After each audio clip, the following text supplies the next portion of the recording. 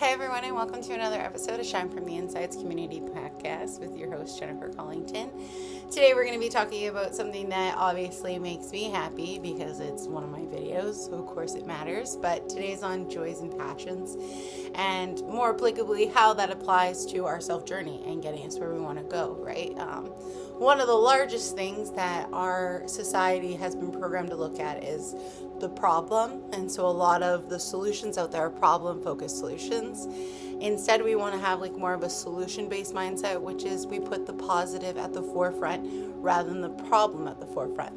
The whole precipice or meaning why we do this is because it changes what you're focusing on. So instead of I need money because I'm broke, which is a problem, you deserve money because you put in the effort and work that makes you valuable and worthy of it. And even though you don't need to do anything, you're worthy of it always. The whole point is that we remove the problem, because if there's a problem, then our unconscious is always going to be trying to find a way to solve that, which means it's always going to have circumstances or variables that come up that put us in that circumstance. So we always have to deal with it, which is almost like a self-fulfilling prophecy. The more that you use a problem-based focused life, what that's doing is it's creating problems that you're always going to have to be solving, because you're setting yourself up subconsciously to be programming that problems are always like this. They're going to arise, and you're always going to have to kind of rise above them, which, great, you're rising above them, but you don't really want to keep creating that.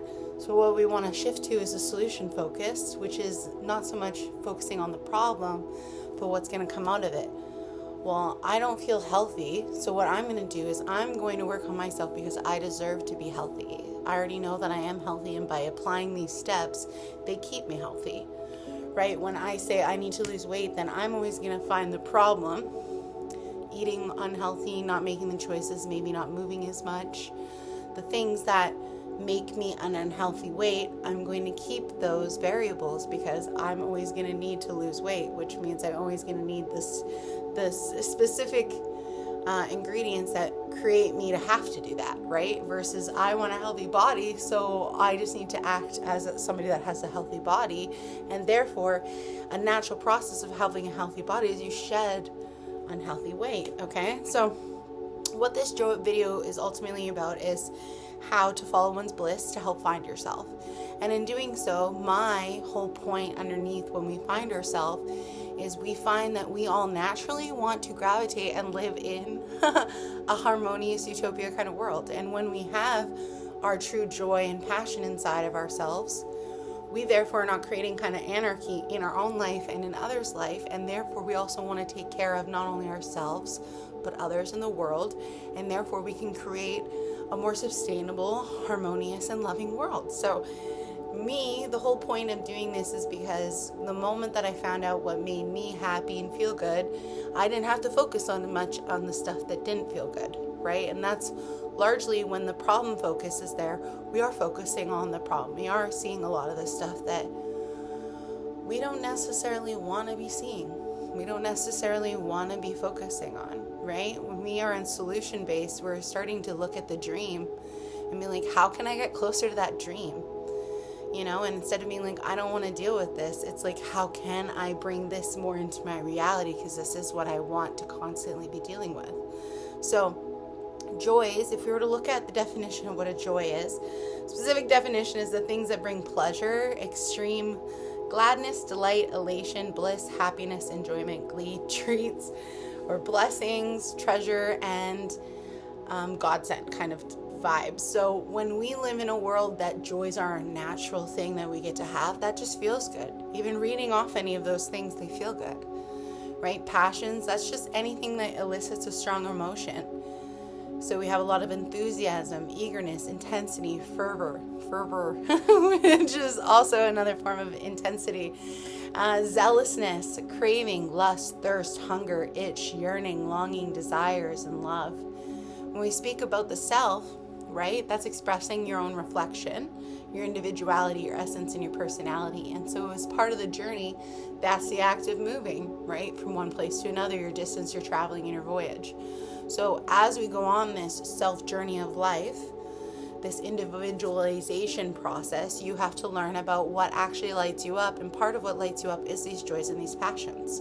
The passion is what we would say is like the fire, right? The fire that stews everything. And that fire, by doing these things that bring about this passion that stew your fire, you create joy in your life, right? But joy can come from things that are not also the most like loving and happy things. You can create joy in a lot of terrible situations just by the way of seeing yourself move through it and being grateful for yourself, right? And that can bring joy into seeing like, wow, I've really gotten through this, and that's a blessing for me to be at this place, even just doing this, even though it's hard and difficult. So it's not always going to be about something that's necessarily happy or light, but it is going to be about how you move through it that creates that light, and that light creates that forward movement, right? And so why is this video important? And, you know, in this day and age, I would say it's incredibly important for us to recognize what actually makes us truly happy. A lot of what's out there is false programming that's like, you need to buy this to be happy, you need to have these components in your life in order to be successful, happy, or healthy.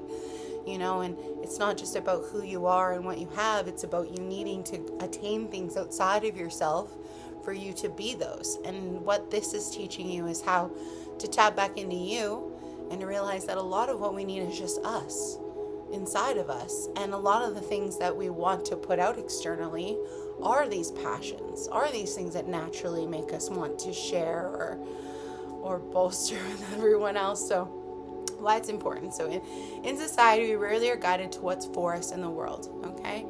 Oftentimes, it is actually what has molded our minds away from what we are passionate about and joyful of. We have been conditioned largely to not go towards what the things we actually want, and are being steered actively towards these things that make us more robotic, less empathetic, I guess. These things, even though we move towards technology bases, they aren't really connecting us in genuine ways anymore, right? And so we've been conditioned to move away from the things that actually bring us genuine happiness, which a lot of us, there are people that don't go outside, that don't relate to nature. We are from nature. We've excluded nature of being a part of the self, and a lot of the time we're not doing good, and you wonder why. Well, you've excluded half of who you are. You're trying to act like a robot when you're a natural human being organism that belongs in nature and one with nature. And to be one with nature, that means respecting what nature is like. Its cycles, right? It's needing nourishment. Robotics and stuff like that don't need that TLC in the same way. So in this sense, when we disconnect, we start removing this need of needing to take care of ourselves and see ourselves as something that deserves that kind of tender, loving care. And we just think that once we hit a certain age, we're just hardwired and don't have to give a shit about ourselves. Like, I don't know about you, but my parents, they grew up in a different world than me, and that means that they didn't care about themselves as much because they didn't have time to. They were so busy on getting the job done that they never stopped to think about themselves, you know. And we see that come out in a lot of different healing things that people have to heal from later on, is because we aren't just these machines that can keep going and going. And when you treat your body like that, it wears down over time. When you treat your relationship, family environments like that, they aren't as close over time, right? And so the point is that we are molded away from these things and taught a different way to be in connection with this unhealthy kind of world that we live in. And they don't want us to go into our passions and joys, because that is leading us away from this indoctrinated view of what life should look like. And when we're in those states, we are more questionable of why we have to do some of these things that don't align. Versus if you are completely engrossed in the old system and in the old way of the world, you don't question it. You just think this is how it is, this is how it's been done, and this is how we have to continue doing it, okay? So they fill our life with things that are the opposite of what brings us joy and passion, and those things drain us. They want us to begin to feel like we need to earn those states of being filled with passion or joy. They're not just innate states that we should always have, you know, and they're not things that we necessarily can bring to ourselves, but things we mostly have to buy or gain from the external world in order to have.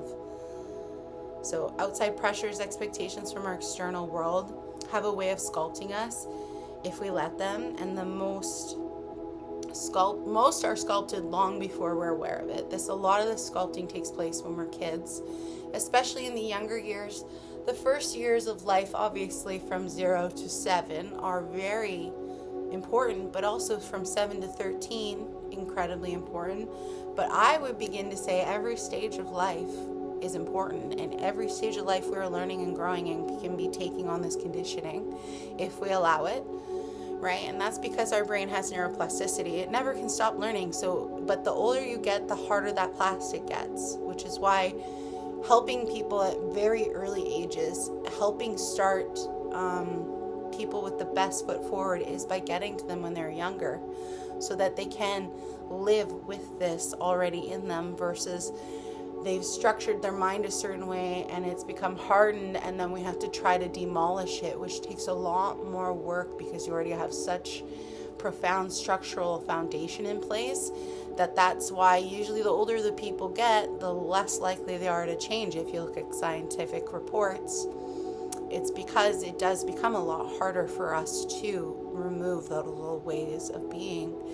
So for me personally, one of the best things that we can do is educate the young, but also be looking at everybody at all ages. I don't want anybody to think that they can't help themselves and change no matter how long you've been on this earth. You know, even if it takes that much longer, it's because you've put that many more attempts into that way of life. And somebody who's young hasn't had that many attempts, so they don't have that much foundation structure that is solidified, right? And so they don't have to do as much work, but that doesn't mean you can't do it. It just means you have to be that much more dedicated to the work, you know. And for myself, even my own processes, they still are a dedication, and in a way that I love to give to myself, because every new layer that I work through and demolish those old structural things that are not actually truly bringing me joy or passions, or actively steering me away from them still sometimes, you know, those negative doubts that are like, no, you can't go towards that even though it calls to you and makes you happy, right? There are these things that are purposeful for us to go towards, and when we shun ourselves from them, it actively actually does the opposite of being healthy for us. We're almost gaslighting ourselves, telling ourselves, that's not for you, you can't do that, you know. And so when we start living in an authentic way and we start honoring these joys and passions, it is healthy all on its own, but it does this whole other thing where you start to see the life and the world and our soul's purpose a lot differently than what we've ever been taught, okay? And so the importance comes from us reconnecting then, right, with our actual selves, which should have been our focus almost all along. If nobody had told us what not to do or be like, or to go after for a job, or to say isn't realistic, you know, like to go back to actually what that profound, beautiful, innocent person you were that was untouched by the world, you know. And you get to determine what that is now. Because even as a child, even if you tried all those things out, it doesn't mean you would have liked all of those things. But as an adult, or as you get older, or as you get to start choosing things for yourself, it's important to look at the things that you wanted to try and to really feel about what actually feels good when you do try them. Because how you feel while you're doing stuff is largely, as we're going to see, going to be the biggest factor of what actually calls to you versus what doesn't. Okay, and so this should have always been the focus for us to mold life around since birth. The glimmers, the joys that light us up, the passions that call to us to help us not only become more authentic with who we are actually, but also guide us on our self journey for our own individual purpose in life, and help reveal the world and every person what actually matters versus what we were taught to think matters. Right? So how can this be applicable for our self journey without knowing the self? Okay, its joys and passions, we can become unfocused, frazzled, burned out, helpless, and this is how people can die long before real death. People tap out long before they ever die. So like there is a mental and soul death long before physical death, and those are the people that are on their deathbed and they wish they'd applied more, they'd wish they'd done more things. And if you go back to some conversations with a lot of people who have regrets on their deathbed, a lot of them is, I just wish I'd played more, I'd wish I'd talked to people more. I'd wish I'd opened up about my feelings more. I'd wish I'd tried taking that job or going after that thing I was passionate about, because regardless of whether you spend the time on things you love or not, the time does go by. So you can have time filled with all these things that you don't like, and making all these choices that don't really feel well, and missing all these opportunities that you could really have leaned into your life and created an entirely different one, and then spend your life remembering those moments instead of remembering the moments that you opted into them, that you seen life coming to you and you took it by the hand and agreed that you were willing to participate, right? When we choose to block those things out, we are actively not participating, and that starts shunning our soul off, shunning our personality, our characteristics of like who we actually are, because we're telling ourselves that's not us, right? And so this is who you are, you have to fit into this role, right? And so we slowly start disconnecting or cutting away part of ourself. And how it's applied for the self journey is that creates a drastically different direction than where you might go versus where you're called to go, right? When you tell yourself that's not who you are, this becomes the only path you can take, versus when you open up the road to knowing that you can be whatever you want, so many different things at one time. You don't have to pick one label and that be your only label, like an artist or a philosopher or a scientist. You can be all. Right? But when we put ourselves into one little box on one little road, right, that self journey becomes very narrow-minded, becomes very much dictated, I would say, and that's not a true life adventure. I don't know about you, if you have not been on an adventure, some of the best little nooks you will find are those little rampant, little off quest trails or little things that made you just go and look. And you find sometimes some hidden things. Sometimes it's an animal, sometimes it's a rock that somebody painted. Sometimes it's a quote somebody spray painted there. Sometimes it's a flower. It could be whatever. The point is that these side quests specifically take us somewhere so we can elicit some form of bliss or joy that's there, some little piece of wisdom or guidance that's waiting for us there. And so the adventure of life is not a path that is predetermined and easy to be able to see every step. It's the path that unfolds as we go along it, and surprises await because we don't see everything all the time. So we can die long before we ever actually die by choosing to tap out, right? By not ever being invested in what one has been drawn to or interested in. By placing our focus and worth on all the things and areas thinking that they matter more than us. When in reality, forcing ourselves to drown things out, the only truth that we're drowning out is our own individuality, our own heart, our own soul. One's true core essence from being able to freely exist as they were exactly supposed to. And who knows what you could have been in this world and the contribution you could have made if you had applied yourself in the way that you were always meant to. But there are a lot of different realities happening again all at one time, right? And so in this reality, when we make those choices, you are that person that never reached up to that level of potential because you chose to go this path. However, that doesn't negate that there was always another path you could have taken, and there still is. At any opportunity, we have the possible choice and right to definitively be like, not this way, and to go a different way. It is never set in stone, whatever path we take, okay? And so this work is some of the most vital to me. To find your joy when you're facing darkness, okay? Like depression or traumas or pains or betrayals of the past or even of the current, even the bleakness of our current world in some stances, right? When we look at it in that totality of where it looks right now. My joys, my passions, my whimsy, my light, those have all been what have saved me. Those have been all what bring me back to my core, to revive me when I feel lost, when I feel that there is no point. When I feel like all the joy has been sucked out of the air, and it's pulled me through, it's guided me, because those things, I can't deny they're part of my existence. And so even if I'm depressed and they don't feel good right away, they won't feel bad they will eventually feel again to me when I come home to myself. Because again, I talked about depression being like we've left home. And so when I come home to myself, these joys, they will again feel the same that they did before. And it's okay if they don't while I'm not there. But it's still about the enactment of still doing it and keeping up with that consistency that reminds me again, this is the path home. This is what lights me up. And so when I lose my hope in the world, which I don't really ever, it's easy for me to think of the negatives that are happening out there. But when I look at all the joys and the ways that the world is trying to come together and rise above, it does give me hope. I'm not the only one applying myself. I'm not the only one changing for the better. We all, in some way, are. And the ones that aren't, they really aren't. And that's none of my business. I don't control them.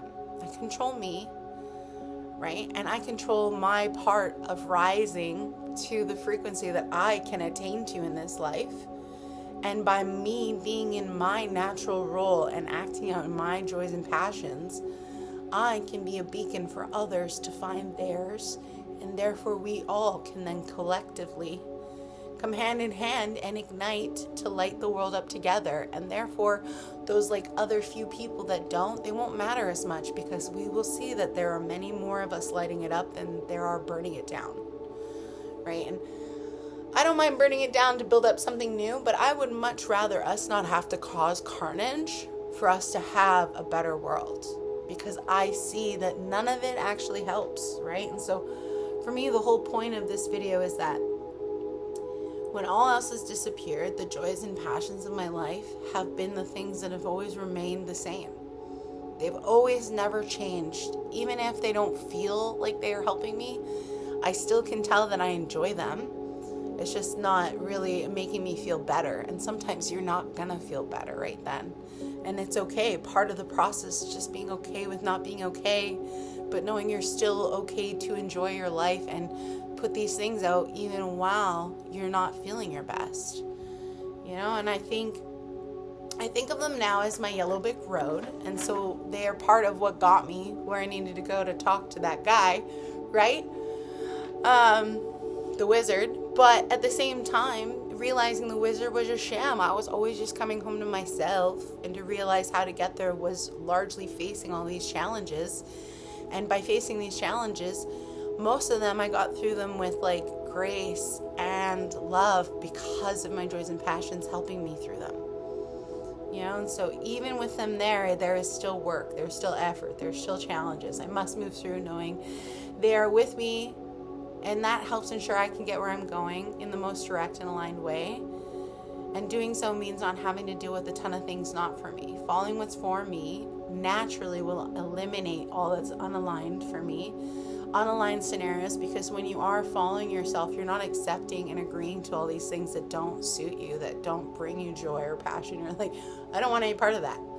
Right? So naturally, you're not going to be putting yourself in scenarios you're going to have to deal with that are always worse than what you want to be dealing with, because they're not for you. And that's the whole point, is they're trying to show you they're not for you by being terrible. But when you know what is for you, you don't even have to go and deal with that to realize that. You get to actually negate it altogether and move past, like you get to go past go and go straight to the adventure of life. Get to go straight to the things you want to experience. And even though in those things you're going to have these things come up that you don't really want to have to deal with, you know, when you are living in alignment with yourself, you still get the best case scenario. And each time that these come up, it's almost like this loving attempt for you to get to show your skills, to show how much you've grown, to show yourself, even though I don't like dealing with this, look how good I can deal with this, you know? And so when we move away from unaligned scenarios as much as possible that are not in our control, we move on to things that more are in our control. And it ceases us having to navigate or deal with things that we don't actively choose, right? And even when we get situations that aren't the best, we still actively are choosing how we're going to deal with that, you know? And so even though I have my car breakdown, I'm not actively choosing to be desolate and helpless and freaking out. I'm choosing, okay, so what do I need to do to fix this? Is this something I can fix? Oh, maybe I need to call somebody. Maybe I need a tow truck guy. Oh, maybe I have a friend that can help me. You know, I'm actively choosing the person that I'm going to be in that moment. And one of those things that I'm going to be is resourceful. It's going to be patient. It's going to be wise. It's going to know to take a moment and breathe, because maybe this is something that isn't as big as I think it is. Maybe it's a lot bigger than I think it is.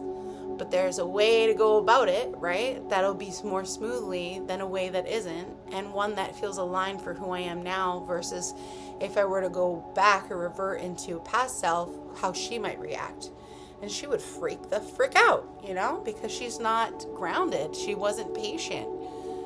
She was going to worst case scenario. She was immediately feeling helpless. She was immediately freaking out about the money. Which natural. But at the same time, why am I freaking out before I know there's actually a problem like that? Right? So anyways, one of the things is, I have an example here. It's just me in the past, like putting myself through things I don't need to fill myself in ways that I used to, that mattered back then, until I actually discovered what really mattered, and then they stopped mattering. So like losing weight was a big theme of my life, and now in this day and age, it's still a huge theme for many people. It will be for a long time, I'm assuming. And the thing is that I used to hate my body. I used to hate my body so much. It would feel like something that I would have to survive. Like I had to live in this world with a body I hated, and I had to survive that. And it sucked, because then not only is the outer world your enemy, you're your enemy. Even in the hot weather, if I hate my body, I'm still wearing the sweaters and sweatpants. I'm still cooking myself to death, because I don't deserve to let that skin breathe, because it's gross, right? Even though like I've had family and friends who've spent their whole life caring about their weight and it not really changing, and doing whatever they can to still not, and at the end of their life, that's all their life cared about, was the fact they didn't lose weight. It wasn't about how good they felt in their body or anything like that, right? And so I used to hate my body, and the world taught me I should, right? They taught me that hating me and how I looked was natural because it's gross.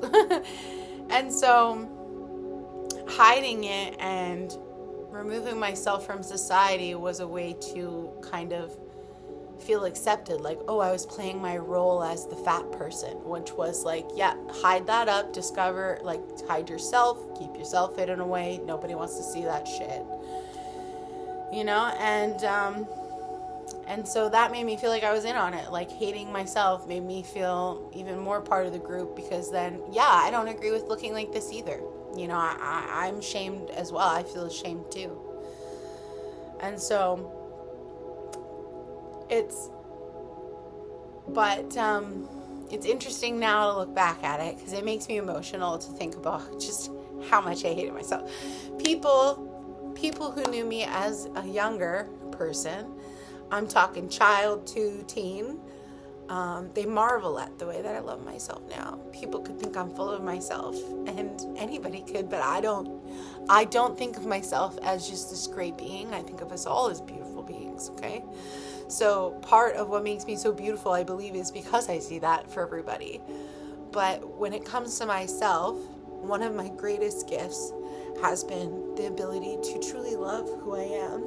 And that has been a joy and passion of mine, because the more that I've loved my body, the more that I've loved this being inside this body and the person that takes care of this body, the more that reminded me that it is part of my joy and passion to love this body, to thrive in this body, to feel good in this body. That is part of what lights me up. That's part of what makes me feel good, right? And so part of the world making me feel that way when I was younger, and me taking on that persona and thought of myself, it kept me from one of my greatest pleasures, which is me. It kept me away from wanting to make myself feel good or do anything that felt good for her, which means I wasn't just hiding my body. I wasn't moving the way that I wanted to move. I wasn't dancing. I wasn't dressing up. I wasn't talking to people. These are all things I wanted, but because of my body and how I looked, you're not allowed those things, is what I would say, right? It's not for you. And like, even before getting on podcasts, before doing this, my looks was a big obsession. Oh, I don't look perfect. Oh, my apartment's not perfect, there's dirtiness, like I don't want to be judged, and like at some point it had to be like the perfectionism had to leave, and the acceptance of my message was never about how I looked. My message has always been about what's underneath the looks, right? And underneath me being consumed and hating my body, there was this love of a person and of a soul in this place that I live in, that I deserve to coexist in and truly enjoy, and not be penalized because I show up and I look exactly how I look, however that is. And that doesn't negate my innate worth of enjoying this life. Okay, so when we look at our bodies now and all of that and the obsession with it, it is still so sad, because it is still so much like your worth is tied into how you look. And that is such a shallow existence for what we are capable of. So like, I brought up this specific example for a reason, because so many people are going on Ozempic, and Ozempic is a poison. It literally is deteriorating people's body, and if they go off of it, they get sick. We would rather poison ourselves, literally take something toxic that will hurt us for the rest of our life, than we would rather be chubby. And a lot of the time, you're not even chubby unhealthy, you're chubby and healthy. Because we've created unhealthy standards of what the body actually looks like, that when you actually hear stories of people who are health influencers are dying at 30 and 40 years old because they're trying to attain and stay up with something that is unsustainable, and are dying. Like, that's crazy to me. So that's why I bring this up as an example, because now as who I am now, loving myself for who I am now and who I was back then, right? It was amazing, because that gave me my own approval to be me and to accept me and to love everything that I have going for me. And it ceased mattering what everyone else thought. It ceased what they thought was important for me to look like or be like or do for any metric of my life. Because if I loved it about me, if I enjoyed it, if I really felt good with it, then that was all that mattered, and others didn't have to agree, okay? So we get so caught up in the after thinking. If we have the perfect body, if we have the money, if we have the house, if we have these things, if we have whatever this is, suddenly all else will be perfect. I will be happy, everything will be great. But that's a lie. That's a lie that they want you to think about, because they want you to be so focused on that end goal that you don't enjoy the process, for one, but for two, that you don't even question what process and goal you're going towards. But for three, that they don't even make you think about how to keep it once you get it, or what actually will make you happy once you have it. It's not just about having a body that looks perfect. It's about feeling good in your body. Do you know how many people pay how much money, have how many surgeries to still hate themselves? And worse, after you go through all those surgeries, now you don't look like yourself, right? So even though you're not you still are like, I don't look like me, and there's like an identity crisis around that, right? Or there's then the body dysmorphia, that no matter what changes you make, you're still not happy, and it's because no matter what, you're not happy in here. That's the only place it's ever going to matter. I could be homeless on the streets, or in a luxury mansion, or in this apartment I live in. And if I'm not happy with myself, it doesn't matter where I live, I won't be happy. I'm happy in my apartment because I like the person I am in this apartment. I'm pretty sure I would be happy homeless, even though I would hate the conditions, which is why I hate that for homeless people, because I believe they deserve more ease and luxury in their life. But living in a mansion, do I think that would make me much happier? I don't know. I think it would be more cleaning. I think it would be colder. I think that unless I had people to fill it with, I'd be lonelier. You know? Sure, I'd have nice stuff, but at the end of the day, there's certain things you can't buy. And if I moved into a big house and I hated my life before I moved into that house, and then I moved in there, my life is the same, just I have a bigger house, well, the underneath level of that didn't change, did it? I just got a different environment to hate my life in now, don't I? Same with a relationship. You get in that relationship, and if you hate your life before that relationship, sometimes they might help you, and they might shift it so that you can start loving your life, and that you can build it, and then you can enjoy your life, so that relationship did blossom with you and help you in that way. But a lot of time we get in a relationship and think it's going to fix our life. It's going to make it better. Same with people who have kids. The relationship isn't happy, but let's have a kid and maybe that'll make it happy. No. It's the underneath foundation that will always matter, because unless you fix that foundation, you will not be happy. These problems are going to keep happening because you have a foundational issue. If you build on a foundational issue, it falls apart. So what we're doing here, when we get into our true joy, our love, our passions, those are solid foundations that will never crumble because they do not change. And when you have them, no matter what happens in life, that foundation keeps you stable so that you can rebuild off of them whatever happens on those upper levels. But at least you don't have to do the basement level stuff. And the basement level stuff is where it gets gnarly. If you don't have it in place, it steers everything else in the house. It steers everything else in the self, okay? So for me, when we get so caught up in thinking of those variables, those are not the variables that are going to make us happy forever, okay? And if we don't have the underneath discovered for how to truly love, support, and fulfill ourselves, then nothing we bring to ourselves is going to give that to us either. Not for the long term anyways. And long term is not a few days or months. It could be years, right? It could take you 5 years to realize that this foundational thing was not good for you, right? Some people go through entire degrees, go through entire marriages and having kids, right? Entire careers, right? And it can take all that time for them to finally be like, you know what? This hasn't made me happy ever. Okay, so what's the benefits then to kind of knowing, establishing one's joys and passions in regards to your self journey? Well, you're going to have a clear direction, aren't you? You're going to know exactly where you're going to go. This is going to be your compass, right? Directly to go where you're lost, but also directly to go when you are starting to feel like, I don't really vibe with this anymore. Well, how can I bring more into what I actually vibe with? Well, this is the direction. All right. If you start getting out of alignment, you don't feel well in yourself. Well, these are the things maybe I need to pull myself back into. When have I stopped doing these things? When was the last time I did this thing? Where are these other things? You know, am I not doing them enough? Am I not doing them with the right mindset? Right? Sometimes we do some of our hobbies, but it's showboating. You know, I'm doing it to show people I do this. I'm doing this to show people how cool I am or how fun my life is. And it's not, I'm actually in this moment truly enjoying it, you know?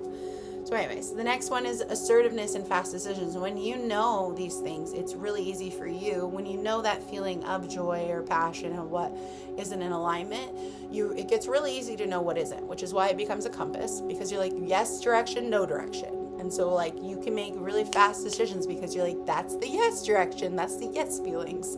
That's the good. Yes, this is for me. That's the no. I don't need to worry about that, right? So you have confidence there. And then you build up your confidence to say no, what isn't aligned, and yes to what you truly want. Even if it is scary, it helps you to know that this is right. Right? Higher levels of confidence, because naturally you're building up your confidence when you know all these things, what are for you. So it gives you a strong inner belief due to knowing what we love and that we can give it to ourselves and say no to the rest. There is no time when you will feel the worst than when you feel helpless, and then you tell yourself that you can't give any of these things, that you're not deserving of any of these things that'll make you feel better. Right? The thing that'll make you feel the best is by you acknowledging, I don't feel right now, and the best way to nourish myself is give myself these things. Even if others might not agree, this is what I know will make me feel better, and I have to go towards that no matter what. So true pride, rather than having this false egotistic pride in being this somebody that, you know, oh, I got it for the success, I have the biggest house, I have all these vehicles, wow, look at me, like, and yet you hate who you are. Yuck, for one. So when you have true pride, you're able to finally feel good about who you actually are. Like in the dark deeps of the night, you sleep well because you love yourself. You sleep well because you see who you are and you're at peace with your life and you're living it contently, right? You're not doing bad, and you're not doing bad to others, but especially not to you, right? And so you're your inner self isn't waiting to have that conversation of trying to teach and talk to you about how unhappy it is, because you're listening to it, so it's happy. So you have this true pride. You don't need any outside praise or recognition. You truly feel so prideful for your life and who you are and this work that you've built, because you deserve to. You know who you are and how much it took. And so that's why when people are like, oh, you're full of yourself, I'm like, am I? I think I'm just acutely aware of me and my progress. Like with my body, other people will be like, oh, I don't see any difference. Not for me, but for themselves. They could be working out for a really long time, and I will notice a difference about them every single time, because I, with my brain, lovely, pays attention to very small details. Wow, your skin grabs differently in that one area, doesn't it?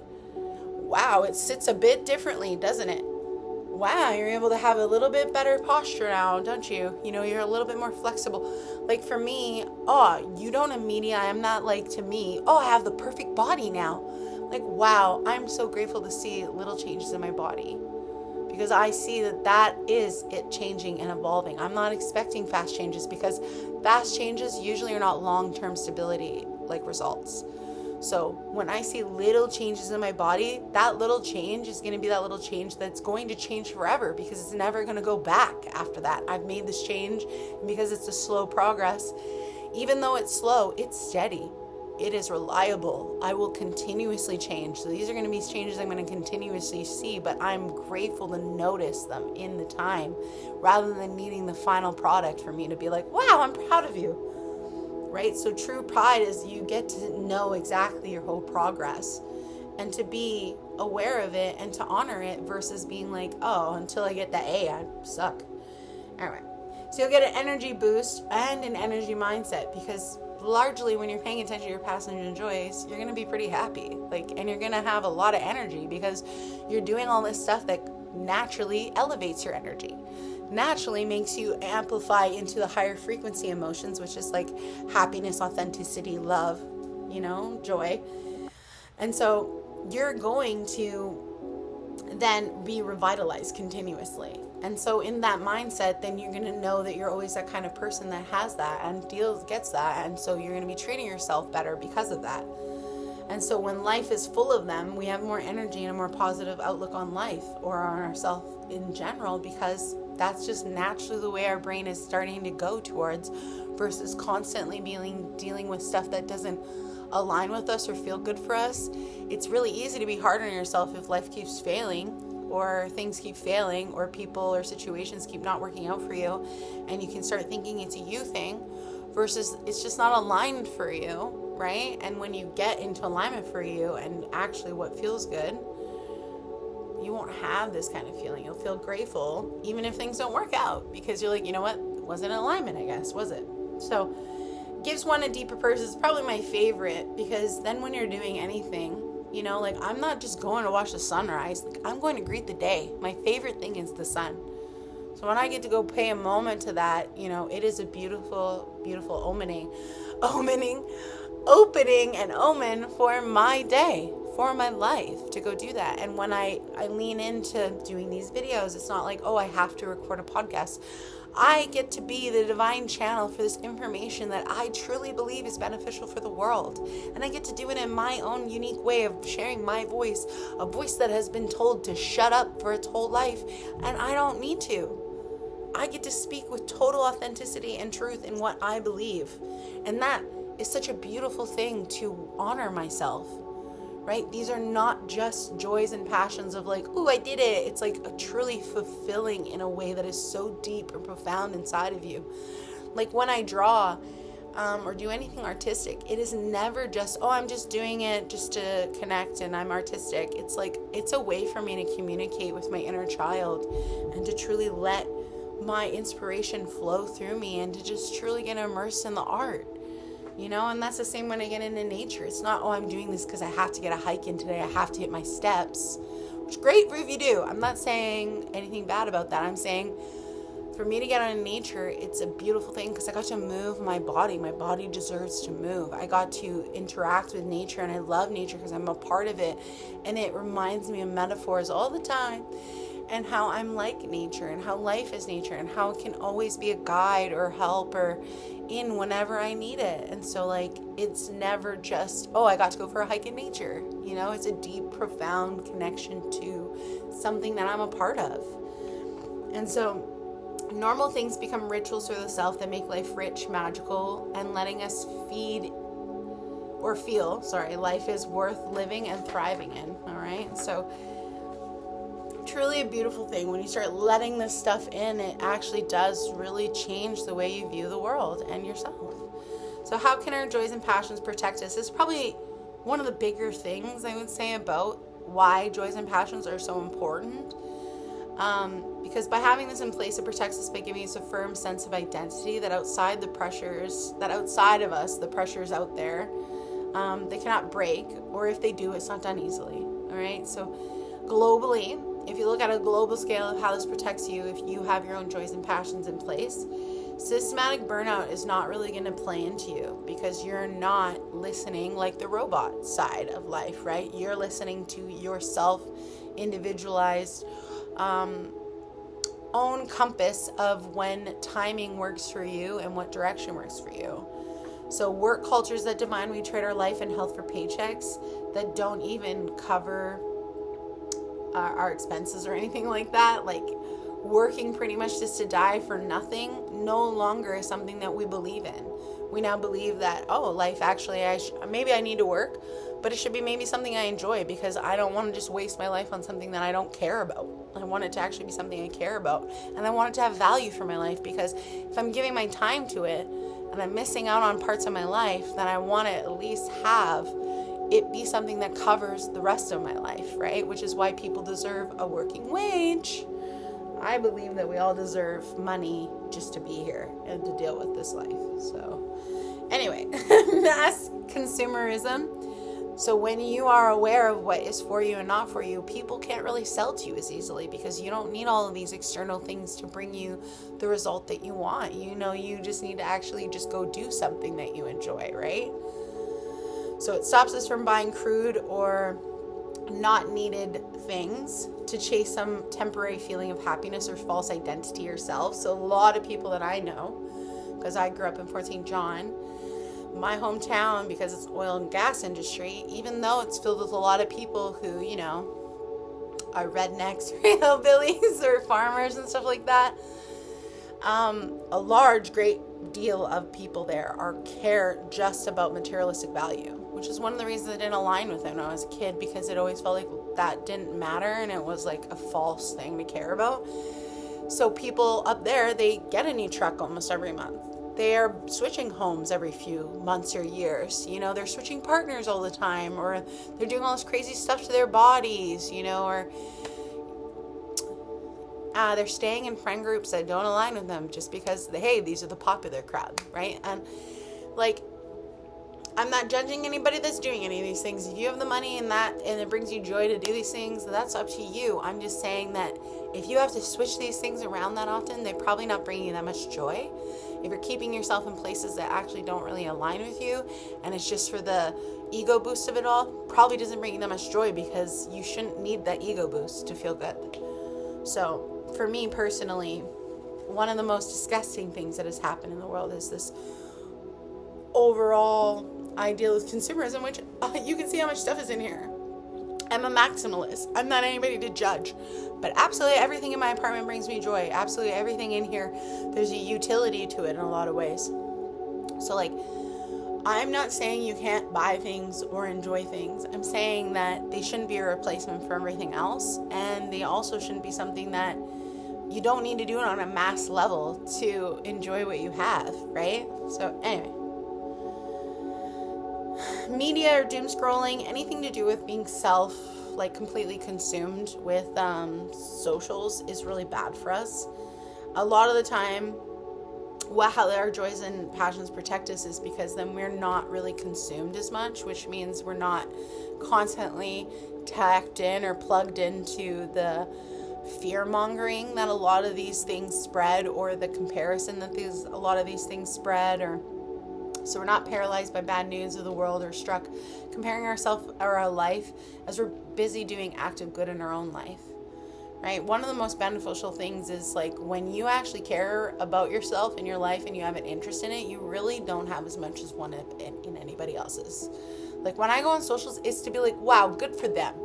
It's not for me to be like, oh, how dare they have a good life and look so beautiful. Fuck them. I'm going to leave a nasty comment on their stuff for them. You know, it's never to like go on some professional's thing or some blogger's thing and be like, you don't know what you're talking about. Like, I'm proud of everybody for stepping out in the ways that they can. Some people deserve to step out even more. And when they release some of this stuff, they will. But some people, you know, if you're consumed in it and you're not happy, like that's a really big thing to maybe need to step away from, because maybe that's opportunity that you could be filling your time with stuff that you love versus comparing your stuff against what you feel like you're lacking. Right? And so the last thing I have in the global one is blind conformity. So it shields us from internalizing societal definitions as our own. A big fave of mine for an example of this is success. So success is having those multiple cars. It is having like so many friends and a huge home and taking vacations and a perfect body. And when you have all that, then you're successful. Right? But fame, wealth, beauty, all can be something that we have our own definition of. Right? I'm beautiful. I'm healthy. I feel like I'm wealthy. You know, I feel like I'm famous in my own right, in my own world. And that is success for me. Do my markers measure the same success as theirs? No. And if I tried to attain it, it would make me crazy, because a lot of societal demands are based off of this state of perfectionism. And by being perfect, then you get to achieve these things. And until you're perfect, you don't get to have that same level of that, right? And so I know we'll never be perfect, and I'm perfectly okay with that. I'm perfectly okay in being imperfect, because that's what I believe we're here for, is to be our own selves, which means there is no definitive trap of perfectionism, because you cannot label everybody across one dimension like that. And so for me, when we learn our own definitions, when we learn what that looks like and means for us, right, we only accept what fits our values. So a lot of the poison that is being spewed out there doesn't even touch me, because it doesn't even align with my values, to the point where I don't even understand sometimes how part of the world can still care about some of this stuff.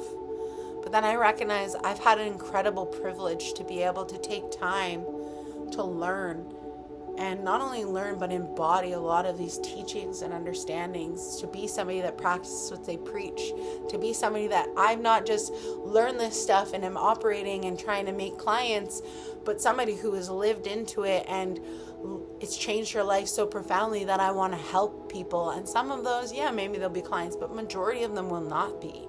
Majority of them are just folks like me looking for tools and techniques and how to move on, and somebody that's being truly honest about it, you know, and that's where I stand from. So for me, blind conformity doesn't happen once you have all these things in place, because you truly start recognizing a lot of the bullshit from the reality of what your true realm is versus this picture they want to put in it. Because when they control your realm, right, it adds power to theirs.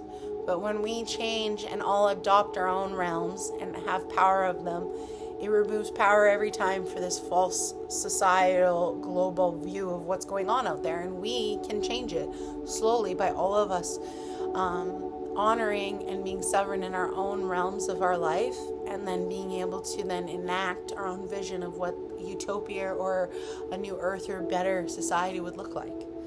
And part of that starts with just us, right? So externally, so this is more like, instead of globally, this is more in your closer inner circles, how having joys and passions protects you in here. So in your relationships environment, it can look like people pleasing stops, right? You're no longer chasing others or changing yourself to make them happy. Toxic environments, you no longer have to deal with toxic environments. You're not keeping yourself in them because you know what actually you thrive in versus what you don't. So it gives you the strength to leave what's not for you, jobs, friends, or anything else, because we know what gives us life versus what takes it away. Comparison traps. We're no longer dealing with comparison traps because we now realize the definition is largely different. So I can't compare it to anybody else's because it's not the same. So you're no longer jealous or envious of others' progress or life because you love your own path now. You care about your own definition, right? Exploitation is the next one. And so this prevents others from using us or our energy or our time or our resources for their goals because we enforce our own, right? Our own boundaries, and we have clear priorities, which then makes us harder to manipulate or control for others' uses because we're so busy focused on our own that really the only people in our life are the ones that co-sign to us being a part of those things and love that for us, right? And so internally, protection for yourself can look like you're void of apathy. So no more falling into numbness, boredom, or life has no meaning. Now, life can always have meaning, even when you are dealing with stuff like depression, betrayal, deaths, or trauma, anything like that. There is this level of being able to pull yourself through it in a whole different way than what we're taught to, right? And so identity crises don't have to happen because therefore once you know these things, you know who you are. Therefore, when you go through terrible stuff or challenging stuff, you always remember who you are. You're always in that home with yourself with that solid foundation. So it prevents panic when these big changes happen because we know ourselves still even through the changes. So negative coping. So this, when we have protection against these things, when we know these things, instead of leaning into the unhealthier addictions or the unhealthier ways to cope, we start looking at these healthy ways that we've learned that, oh, this makes me feel better, so I'll go and do this. So instead of drinking maybe 24 beer, oh, maybe I need to call my mom or call a friend, or maybe I need to go for a walk in nature. Maybe I need to write it out in a journal. Like maybe I need to dance it out. There's just different ways that we'll go about handling it versus running to something that is not good for us, okay? And it could be activities as well. So not just substances, but like instead of gambling, maybe you're going to go and actually do something instead of risking all your money. Or instead of sleeping with somebody, maybe you're going to go do something that's beneficial for you rather than, trying to release yourself in some ways that maybe feel better for a bit, but then they don't in the long run.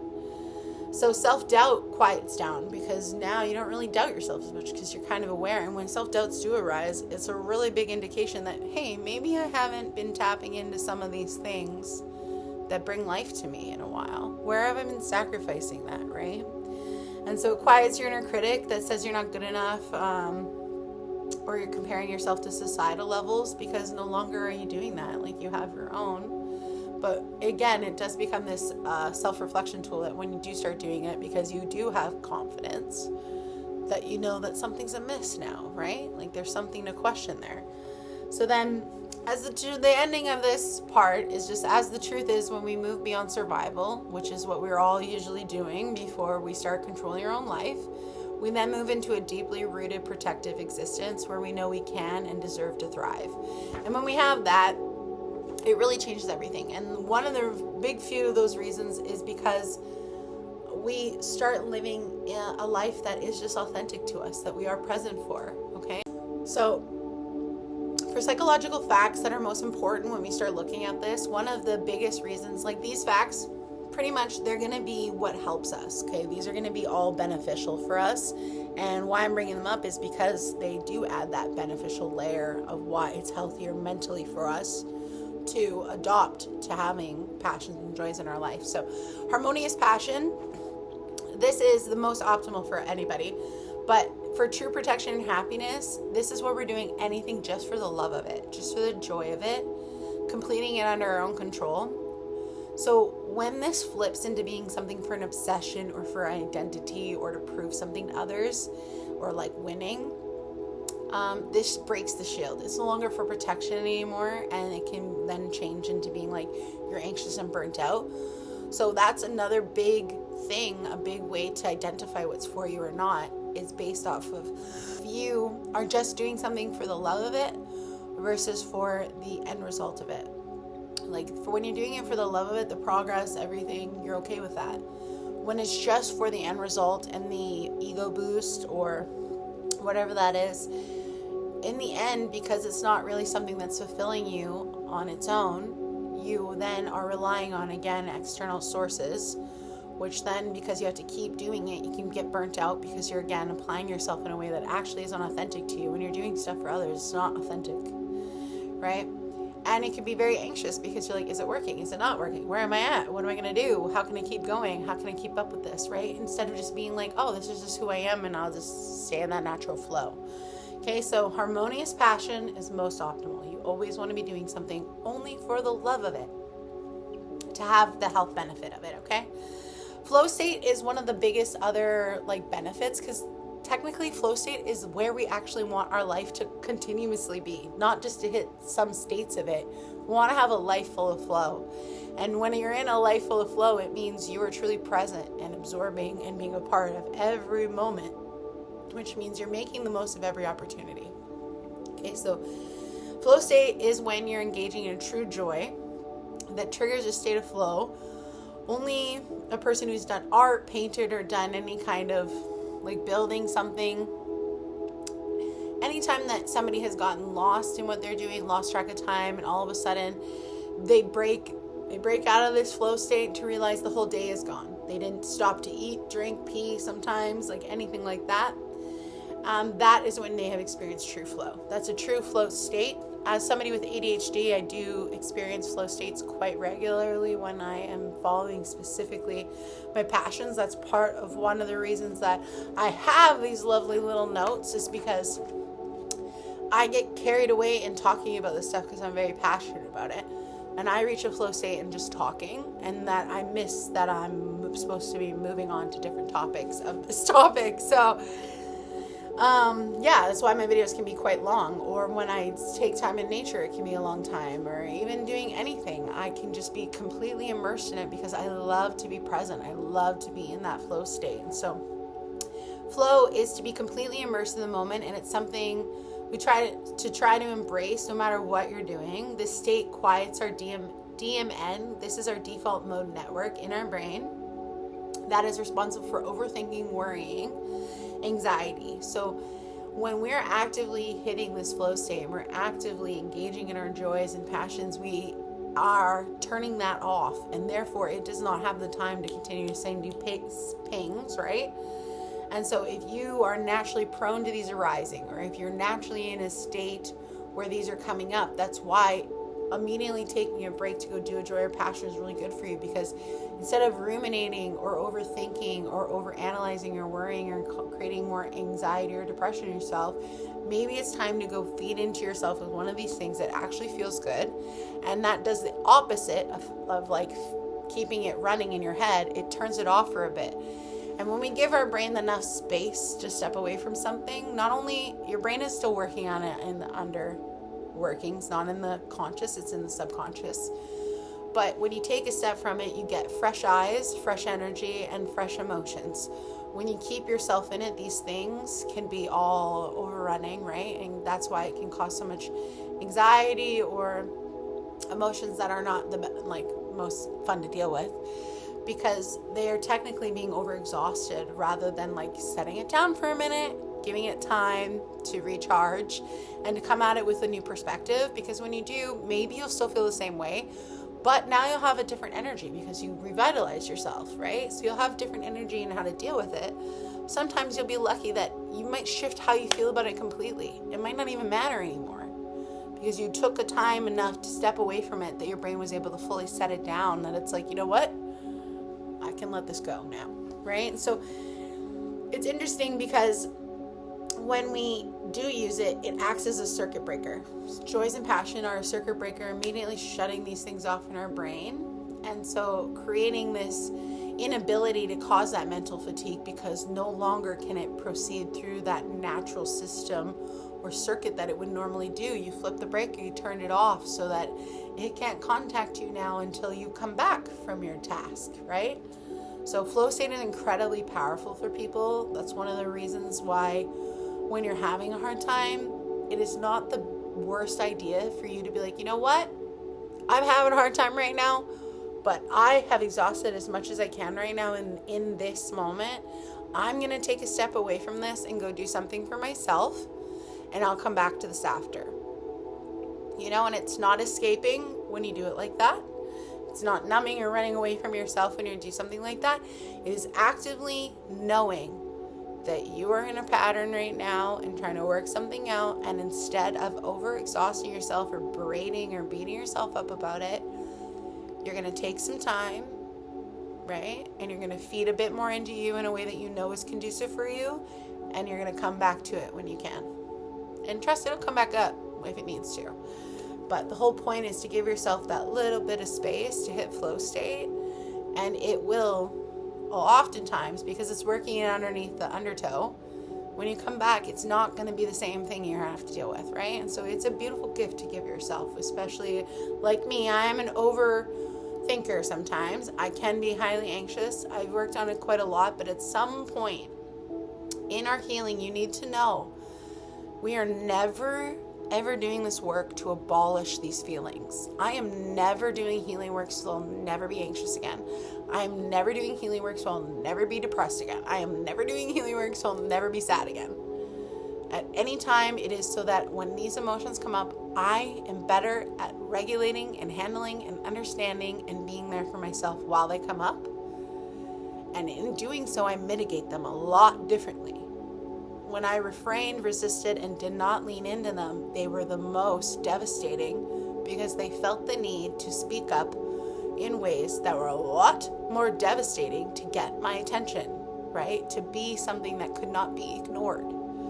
As I get older, as I go along this journey, it is never to abolish these things because they will always be a part of my body, and I am grateful for my body to speak up and to let me know when these things are wrong and when this is happening.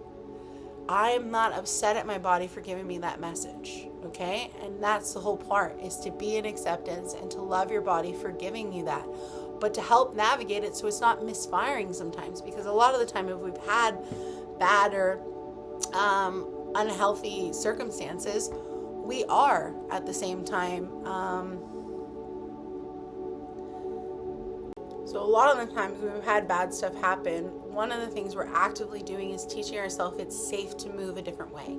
Because our brain, they like to say it's lazy. I like to say it likes what's familiar. And that's why they say it's lazy, is because it'll go with whatever's familiar. Which is part of the reasons why if you don't program your mind a different story or way, you're going to keep getting the same story. Which is part of why when I get anxious, it's not immediately life is terrible. It's like, what is this teaching me? What's going on here now? Okay, how can I be with you through this? All right, I accept that it's here, it's present. All right, what's making me anxious in this situation? Well, the situation actually not that scary, right? So what are you scared about in it? What could potentially hurt me? And that's usually your body is always wanting to save you. It's always wanting to help you because it's worried for you. So in some sense, be incredibly grateful your body wants to help, right? And so, that's why these things are incredibly beneficial, is because when you have that circuit breaker, and to take yourself away from it is great. Because then you can remind yourself that it's not just, your life is not just this problem. This problem is just one little thing. Sometimes all it takes is a moment away from it, and then it's not going to be a problem anymore. Sometimes it just takes some time to let it percolate for you to figure out the solution, or for the solution to come to you. But at all times when we are working through our healing, it is never to get rid of something. It is only to make it so that you can acknowledge, learn from it, and truly work with it in the future rather than being an enemy to you. Because that's where we've gotten. That's why it's such a intense, heightened state when we get to it, because it is something that in the past, that's where it got to, and how we regulated was going through those emotions that way, but it wasn't true regulation. To true regulate now, it'll be very different, right? To be its friend versus to be ran by it, I would say. Anyway, so moving on. Self-determination triad is the three things, like in psychology, there's three things that they say that it takes for you to thrive in life. The first being autonomy. So this is control over yourself or your life. The second, competence, so knowing that you're freely skilled in different ways, so you have the abilities and skill sets to navigate life, whichever may come up. And then relatedness, which is connection, so some form of being able to relate to others or others to relate to you. When we have all three, we are in total harmony, thriving in life, doing good, no matter what comes up. But the funny thing about it is, with joys and passions, doing all three of those actually comes naturally to finding your joys and passion. Why is that? Well, because it creates a fortress against attacks, especially things like depression. When you need to thrive, you need to be able to know that you can control your life, right? So if something negative happens, say depression comes up, a lot of the time we feel helpless of what's going on in our life, and two of those things for helplessness, competence and autonomy, are big factors. If you don't feel like you can do whatever you want with your life and you don't feel skilled to do anything outside of what's going on right now, then you feel stuck in the loop that you're in, right? So even if you have connection, depression will still hit, right? But when you know your joys and passions, okay, then you know that you have all the skills in the world to do whatever you want, and that you could probably learn them even if you didn't. And autonomy, at any time when you remind yourself that I have the ability to choose these things that I like, that I know how to do, that I can do this, and I have control over that, then it doesn't matter what comes up. So depression can't hit you as much, because you get depressed like me. I get depressed and I'm like, oh, one part of me is dying right now. Right? There's a grieving process. A new version, a new identity of me is stepping forward, who has grown out of the old one. And there is a grieving process to letting her go, and a life, I don't want it to continue that way. And what does life look like without her then? Because then in that, there's my autonomy. I have the control to move into that next life. There's my competence. I have these skills that are what these are going to take to move me forward, right? And the connectionness in with my depression is usually with myself. When I lose connection with myself and my future, like what I want that to look like, it can be really hard to pull myself out of depression, because I don't know where to go. I'm lost now, because I'm no longer relating to who I am. And so I have to find out who I'm becoming, not the past me, because that's who I'm going to grieve, right? So I'm relating now to future me, and future me's joys and passions, what she likes. And so when we have these three things, which just learning your joys and passions, it can protect you against quite a lot of stuff. But the biggest one that I speak on is depression, because it's one of the things that is most rampant for our younger generations in dealing with this world that is really unfit for our humanality, right? So next, some kind of psychological facts. When we have passions and joys in our life, we will always choose alignments over attachments. It's because we no longer care for external titles, as we know the spiritual core of ourselves. So we always go with the spiritual core now. Chronic inflammatory diseases are lowered or even become non-existent, because joy and creativity and your passions, by actively leaning into them and being authentic with yourself and revitalizing yourself, you lower inflammatory responses in your body. Your body is able to relax. The stress is able to go down. Your body is no longer in this fight or flight mode. It is now able to be present and enjoying the moment. And so one of the last biggest benefits to this, which not only helps us in younger generations, but any future generations, because there's no more passing down of traumatic exhaustion. You begin then prioritizing joy, which then breaks these cycles of modeling not having any boundaries. That modeling self-love is for wussies or is a big woo-woo thing, right? Now all of a sudden you are indoctrinating that into your DNA, into your cells, into your body, into your experience. So now you change the DNA and the genetic structuring that's happening inside of you. And so when not only your children, but this means that anybody around you could be affected by this change in your DNA, which is your siblings, your family, your friends, even your own parents.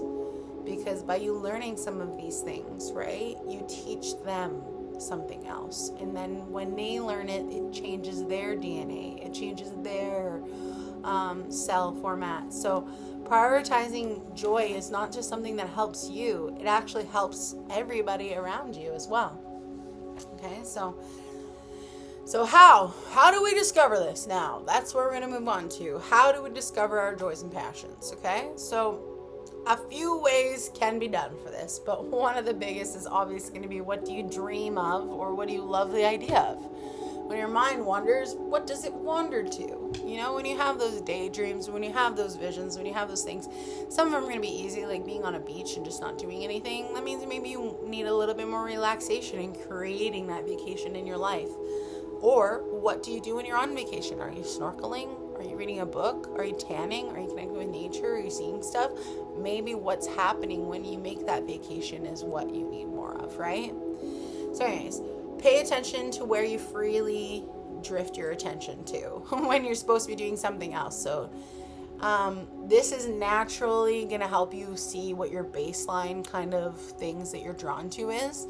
It's not going to show everything, but it will show a great deal of what you kind of crave and might be missing.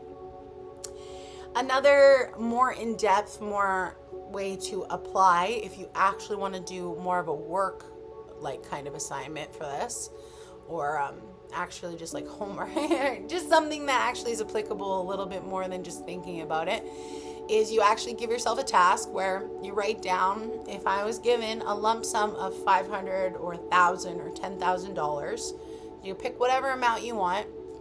$500 is what most people start this practice with, but I like to do a little bit bigger because it gets your brain it's really easy to use that $500 sometimes, depending on what kind of activity you want to do, right? Like if you wanted to go skydiving, boom, done, one activity, right? So the larger the amount, I like to do a larger amount because it gives you that much more room to play.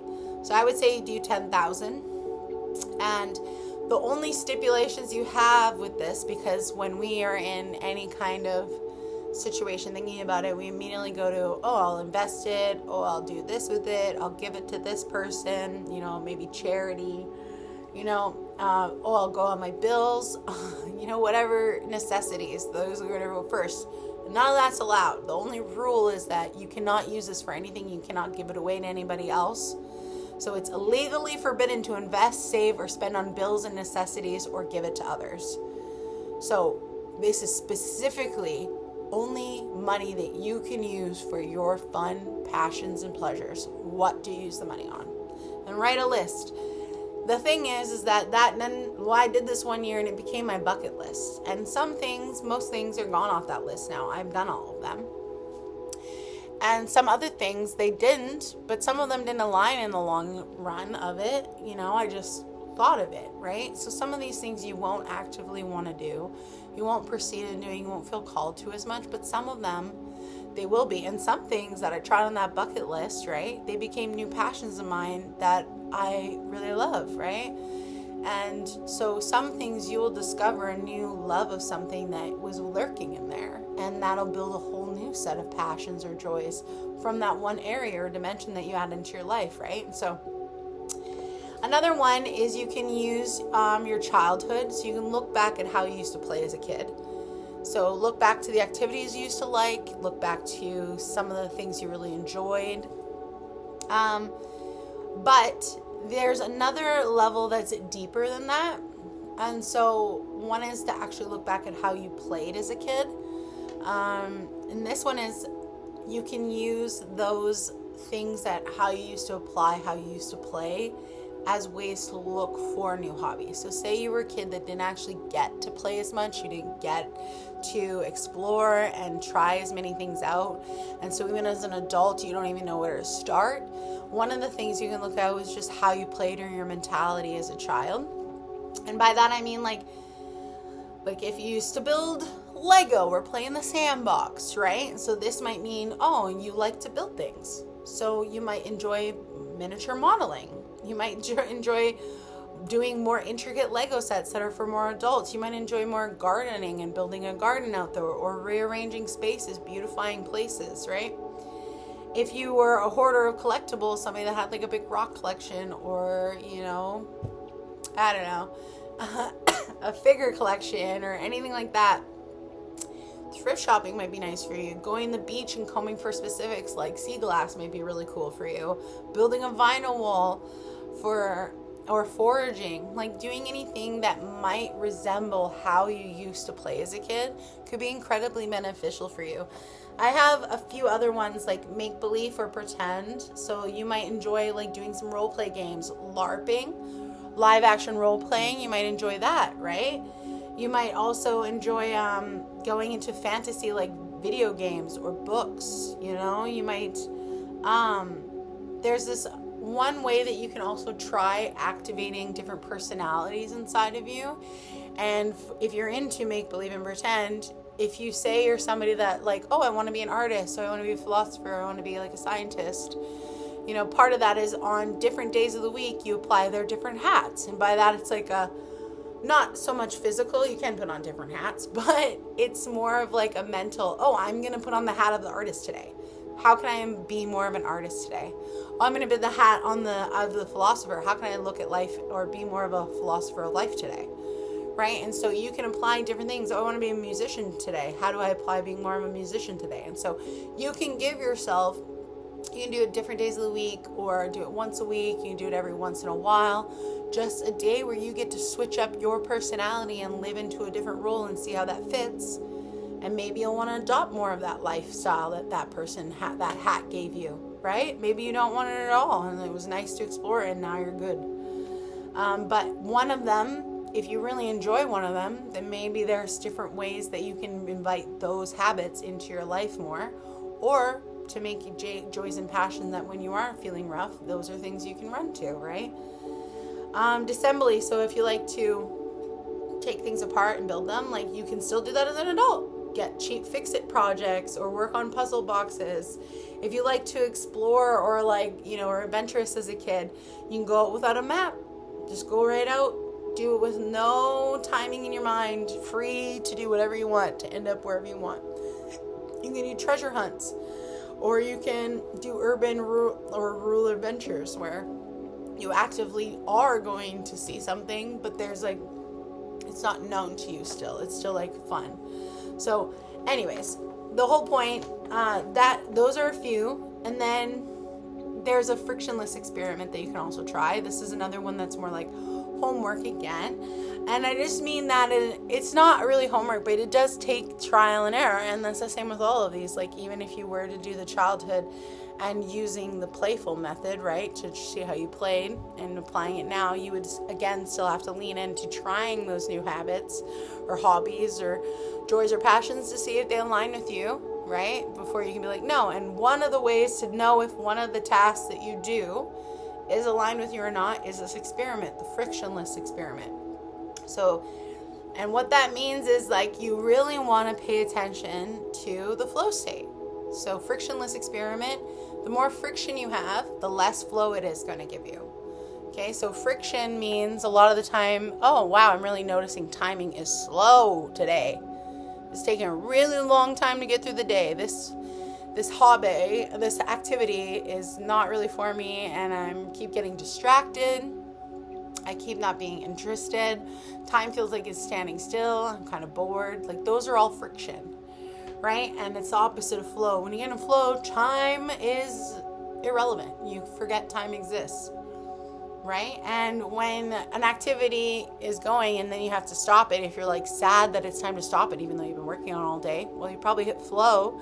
That's probably a good thing that you didn't have any friction doing it. It's kept you entertained, engrossed, and invested that you want to put more into it. So when the frictionless experiment is you pick 3 micro skills. So any of the things that I mentioned, you could pick the miniature modeling, going thrift shopping, and role-playing games. You can pick them from any category. You can pick them from whatever. These are just examples I'm giving because it's on the same page. But you can pick 3 micro hobbies or interests that you've had that you would like to look into. Give yourself 45 minutes for each. One of the ways they say to do this is to get 45-minute tutorials on YouTube or somewhere. And whichever ones that you get the flow state in, proceed in doing something with them. And whatever ones that you get friction in, right, you want to be thank you, no, I don't like that, and it's not for me, okay? And that's again, so you just want to see where time stretches, time falls still, you get distracted, okay? That is a non-flow state, that is friction. And then anything where time collapses or fails to exist or you get lost in, this is now a flow state for you. So that is something that maybe your soul is trying to tell you that I like this, I want to go towards this more, okay? All right. So oftentimes our biggest clues for me personally sit in our childhood. Even if we couldn't do that or be that when we were younger, it was still there. It was always at the core of you. Even when you were a kid, you just never got to lean into it. If you were really one of those people, just even think back to something that you really would have craved as a kid to have, to do, to experience, right? And then do it now. Lean into that now. Again, not everything is going to be something that you're aligned with, but use that frictionless experiment to really test out what is for you now. Even as an adult, you might be really, I'm not going to really like that activity, and you get into it and you love it. You would have never known, right? So, how to invite joys and passions in our daily journey. A very popular trick that a lot of people, especially in my life coaching way of life, I've learned, like life coaches and people that see life coaches, one of the most popular is called habit stacking. And so this is actually from the book Atomic Habits by James Clear. And so pretty much you attach a 5-minute passion project to an unquestionable daily chore. What that means is, like, for me, I usually, if I want to journal, I know I have to have a morning drink because I take fiber powder. So anyways, so I normally set something near my drink so that I remember with my ADHD that I want to do that. And I have to move that book away from my cup in order to make my drink, and I have to take that drink. So no matter what, I'm going to touch that cup, which means I'm going to see that project, which means I'm going to remember to do that project, okay? And so I also set, like, if I'm going to bake that day, I put all my baking stuff near that, or my pills. Like, I'll put all my baking stuff near my pills so that I'm like, oh yeah, if you got to take your pills. That's something I have to do. Which means that I'm going to remember to bake this rather than let it sit out all day. So it's just about putting things together so that it's not easy for you to forget or lose track of or push to the side as much. All right, so aside from habit stacking, the next thing that you could do, which is something that I talk about in a lot of my videos because it will never not be important. But if you've never seen one of those, then here we're talking about when you wake up to when you go to sleep is the most programmable part of your day. So usually the first 15 minutes to an hour, and it could be the last 15 minutes to an hour of your day, are the most important for your brain to set the kind of like foundation for where you want it to be at. And so if you don't want it to be stressed, if you don't want it to be people pleasing, then part of the thing to get rid of is to stop using technology, especially social media scrolling. When you first wake up and going to bed, because it starts and ends the day then more on your terms, focused on you, right? And so they call this monk mode, to be dedicated to monk mode at the time. And you can use that time to be solely just for you. Not towards the end of the day so much do I do this, but towards the start of the day for sure, because I like to start the day on my own terms. The end of the day, it's more of a wind down, so my end of the day doesn't look as much like filling with passions, but part of it is the nourishment, right? It is a passion of mine to take care of myself, and by nourishing myself, part of that is cleaning up my environment. So I might not be on my phone for the last hour of the day because what I'm doing before I go to bed is tidying up, is getting ready for the next day, is setting tomorrow Jennifer up for success because it's my passion to make sure she does good the next day, right? It's a joy of mine to take care of myself and to make sure that my next day goes as easy as possible for me in the ways that I can control. But for my wake up, what that looks like is like, oh, I want to greet the day. I maybe want to dance because I love to start the day with a dance. Not only does it help your lymphatics, but it helps with somatics and it helps release any other energy, but it also helps build up your energy to start your day from a really high energy frequency, right? Another thing could be I love to do yoga in the morning. I like to garden in the morning. You know, anything that really you love to do that is something that, you know, you don't have to invite the rest of the world to be part of. It's just something that can be a part of your quiet morning. Is the best to do because it helps program the brain, all right, to make or view your life and your joy as your day's prime directive. So no matter what's happening then, somebody cuts in front of you, that's okay. Maybe they need it in front of you. Maybe they got an angel number on the back that you'd be like, thank you. You were meant to get in front of me, you know, or like maybe you were held up and the whole point was so that you wouldn't be held up while you're in your middle of your drive, you know? So like when you start looking at it, you start seeing take a step back. When you're so focused on social media, you immediately get into judging or into comparison or to negativity. And so when things happen in our day, our prime directive isn't, oh, this is joyful. It's like, oh, what the fuck is wrong with this? What's the problem with this? You know, like, so it's really important to, in the beginning and ending of your day, to not have that be the mentality or the energy that you're starting or ending it with, okay? You can change mindless radio or TV consumption or social media scrolling to highly niche and specific audio deep dives into chosen topics. I'm somebody that agrees and disagrees with this, because I do think that we shouldn't be on socials or TV or radio or the news all the time. I do think moderation is key to all of these things, as if we look into science and the history of what's going on with technology, it's actually incredibly unhealthy for us to be attached to any of those things for long extended periods of time. But if you've had a very trying day, and say that you are a therapist or somebody that deals with people, scrolling, numbing, being on TV might be a way for you just to really relax and vent and decompress for a while. And that's fine if you take it for a while. It's an entirely different thing if you're escaping into these things, right? So I'm not saying that you shouldn't do this, you have to turn on, but it is a way that you can, because instead of then being programmed with all this stuff that you're really not all that interested in, you can really learn a lot of information and not only help currently where you are now, but potentially what interests or joys or passions you might look to in the future, because you become aware of what more is out there for you to try or to do or to implement into your life, okay? And so, useful. But environmental trim is another thing that you can do, because a lot of the time, without knowing it, we somehow collect and keep a lot of things that are not beneficial for us in our homes, like hoarding stuff, but also some of them could be things that we've kept out of obligation, or things that we keep, and even though we keep it, it stresses us out, even though we don't use it, right? Like some people keep a lot of workout gear in their house because they always had plans on using it, but then all of a sudden every time they see the workout gear, it's like a reminder that they are not working out, and they feel shit about themselves, and like, but yet when they work out with that specific equipment, it doesn't align for them. So maybe they do need to work out, but just not using that stuff. So therefore, maybe they don't need that stuff in their environment because it's a negative reminder and it's not conducive because they're not using it.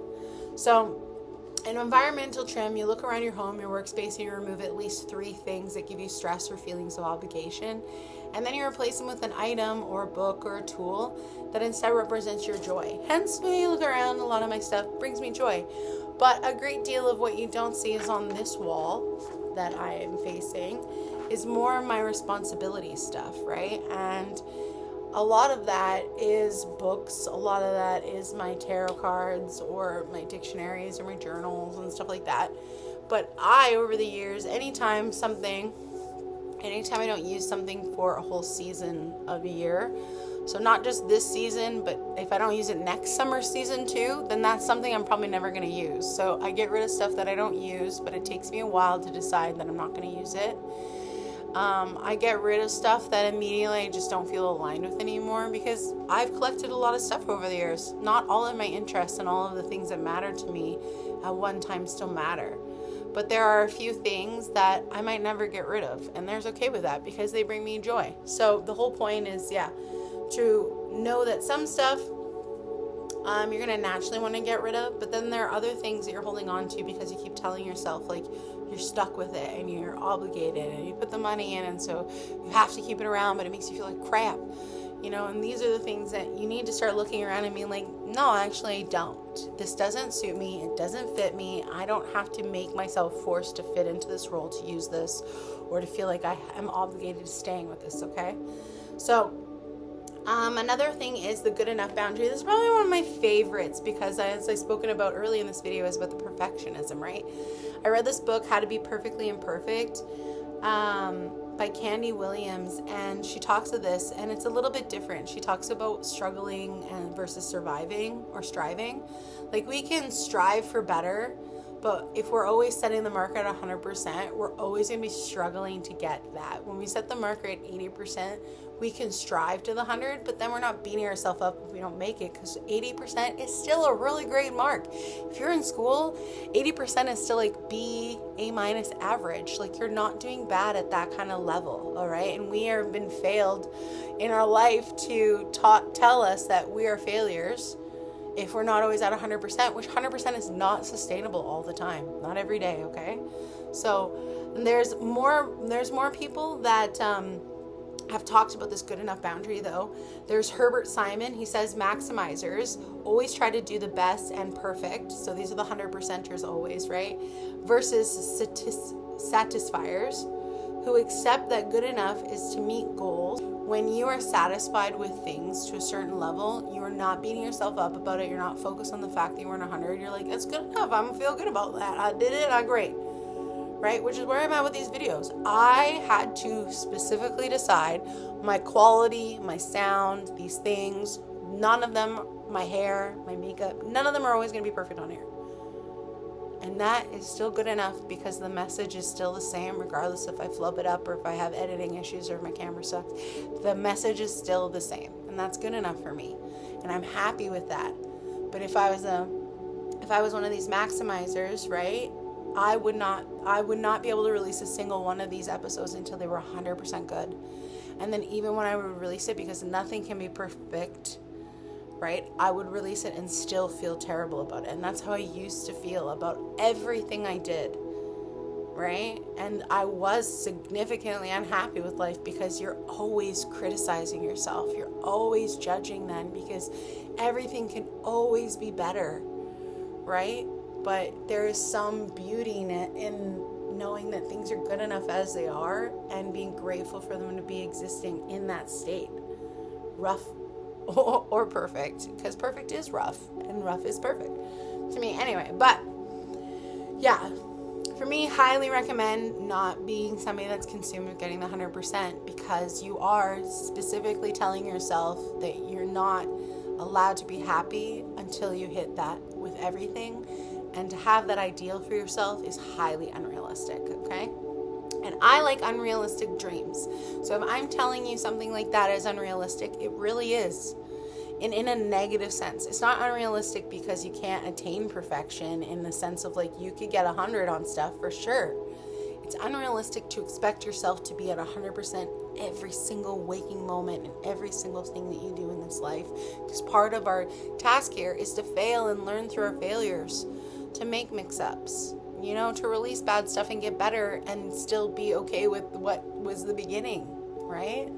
Anyway, so another part of this is they have the good enough boundary in CBT, actually. It's a form of the therapy, because cognitive behavioral therapy is what CBT is, for people who don't know. But anybody with anxiety or perfectionism, one of the things that they force people to do in like exposure therapy pretty much is have people submit work that is not good. That is mainly at just the minimal acceptable standard, right? And that is just to break through the paralysis cycle. And I know that, because that's part of what I had to start doing with myself for this, is I had to start putting out the work, even though I did not feel it was perfect. It was good enough, but also I knew it was subpar in some ways, and I knew that that was okay, because I was going to grow the more that I did this. The better it was going to get, because the more I familiarized myself and got comfortable with this. But part of what made me stuck was that it wasn't 100% on my first go, right? And that was highly unrealistic to put that on myself. Not that me wanting to do a podcast that is successful or is good enough for my standard is unrealistic. It's the fact of me needing to be perfect on my first go around. Me always needing to be at 100% every video. And that's not what I'm trying to teach people. So for me to have that standard on myself was unrealistic, because I'm teaching something that's the exact opposite of that, okay? Anyway, one of the other last parts about this good enough boundary is there's Pareto principle, which is the 80-20% rule, which is 20% yields our effort. So 80% is your mark, but 20% is your effort, which means you are still getting 100.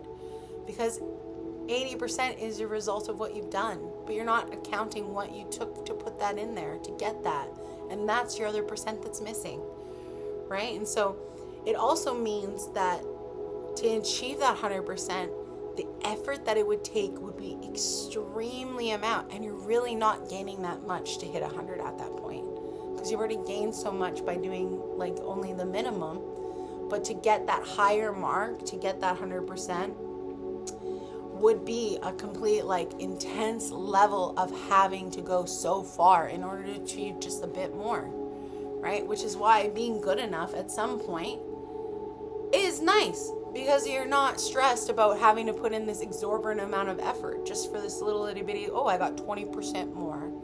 But yet it's still it's just barely noticeably different about what I got for the 80%. But I had to do so much work just to get it even up there, to even look at it a little bit differently, okay? List of